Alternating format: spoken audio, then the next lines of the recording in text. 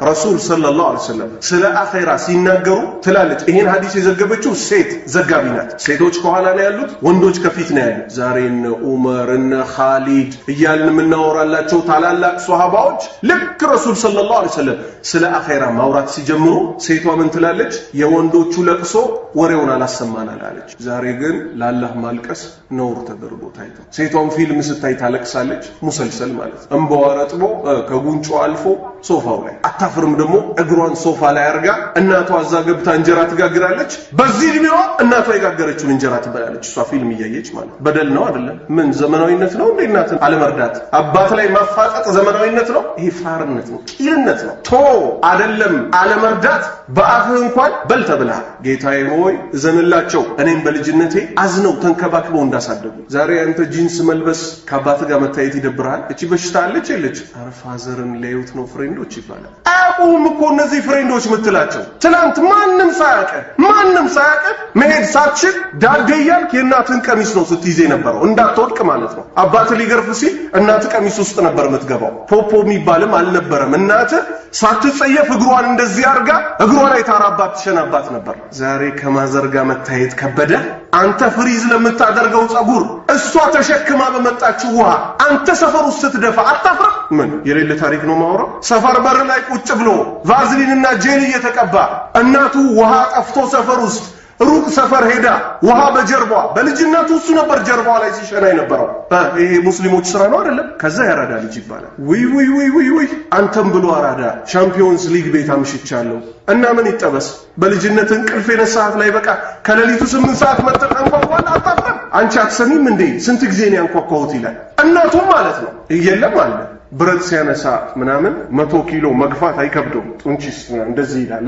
ያቺን ብርድ ልብስ አሰላቱ ኸይሩ ሚን ነው ሲባል ግን እሷን ማንሳት ይከብደዋል አለ የለም። ማታ ምን ሆኖ ነው ቆይስ ይቺን ብርድ ልብስ ማንሳት ያቃተው? እዛ እኮ 100 ኪሎ ያነሳል። ለእናቱ ግን 20 ሊትር የሚሞላ ውሃ ሄዶ መቅዳት ያቅተዋል። እናቱ አትክልት ተራ ትሄዳለች፣ በጀርባዋ ተሸክማ ትመጣለች። ሰፈር ውስጥ ደግሞ ጸዴ የምትባለው እህቱ ሙሰልሰል እያየች መስታወት ላይ ቆማ ራሷን ስታኳኩል ትውላለች። እናቷ ማለት ነው ውበቷ የወደቀው እሷን አሳድጋለሁ ብላ ነበር። አሁን ደግሞ እቺ ሶፋ ላይ ተቀምጣ እናትየዋ ስራ ትሰራለች። ሰው ለቅሶ ቤትና ሰው ሰርግ ቤት ላይ ግን ከሷ ውጭ ሰራተኛ የለም። አላያችኋቸውም? እንደ አይነት ሰዎች የቤት ውስጥ ቀጋ ነው የሚባሉት፣ የውጭ አልጋ ውጪ እነሱን የሚያክል ሰው የለም። እናቱ ልጄ ሆይ ያቺን ጣሳ አቀብለኝ ምናምን ብትለው ጥናት ይዣለሁ አላልኩሽም እንዴ ይላል። አረ እናቱን አጣፋት። የጓደኛው ማቀው ጓደኛው አያቱ ሞተዋል ተረድተዋል ሲባል እድር ቤት እኔ ነኝ ሄጄ ወንበሩን ማመጣው። ምን አገባ ስለሰው?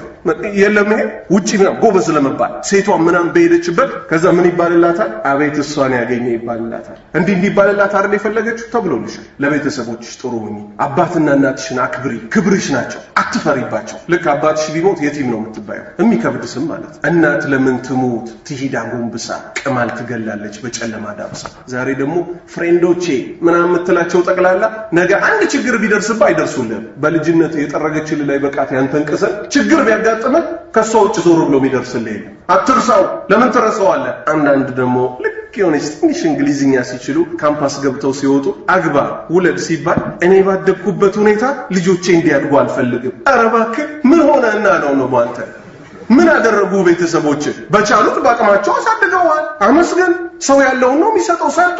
አንዳንድ ወንዶች የሴት ስራ እየሰሩ ነው ልጆቻቸውን ያሳደጉት። እንግዲህ መቋጨት ታውቃላችሁ። የብዙዎች አባት እዚህ ውስጥ አሁን ይሄን ይሰራ ሊኖር ይችላል። ቀን ላይ ስራ ይሰራል፣ ማታ አዳር ዘበኝነት ይሰራል፣ አንተን ሊያሳድግ ማለት። ከዛ ሁሉ ጊዜ ስራው ምንድነው? ጋቢ ምናምን እየወሰደ ጫፍ ላይ ያለችውን ያቺን ቋጥሮ መመለስ። አይኑ እንዲህ ያለው አንተን አሳድጋለሁ ብሎ ነው። አንተ ጓደኞች ፋዘርን እንዳይው ትላል። ኢና ሊላሂ ወኢና ኢለይሂ ራጂዑን። እንዳትጠራጠር። ወልደህ ቅመሰው የሚባለው ወይ እርግማን ነው ወይ ምርቃት ነው። ለቤተሰቦች ጥሩ ከነበርክ ጥሩ ልጅ ያጋጥም ይሆናል። ዛሬ ቆይ አንተ በአባትና እናት አፈርካ አብረህ መሆን ደበረህ። ነገ እኮ በአንተ ስም መጣራት የሚደብረው ልጅ ልትወልድ ትችላለህ። ማዘርስ ዴይ የሚሉት የውጮቹ ምን ሆኖ መሰለ? ከዓመት እስከ ዓመት እናቱን አይጠይቃትም። ማዘርስ ዴይ ቀን ደውልላት ይባላል። ሄሎ ማሚ ሃው አር ዩ አም ግሪቲንግ ዩ ሲ ዩ ኔክስት ይር። ኢና ሊላሂ ወኢና ኢለይሂ ራጂዑን። እናቱ እሱን ለማየት ናፍቃለች። ሲ ዩ ኔክስት ይር ብሎ ይዘጋባታል። ብትደውልም አታገኘውም። እሷም ደፍራ ትደውል። ያቺ ፈረንጆቹ ጋር የምታያት ነገር እዚህ አትመጣም ብለህ እንዳትጠራጠር። ሱናን ካልያዝ ሱና ማለት እስከ ቂያማ ድረስ ለሄዱበት ሰዎች የበላይ ያደርጋቸዋል፣ ለተውት ሰዎች ደግሞ ያዋርዳቸዋል።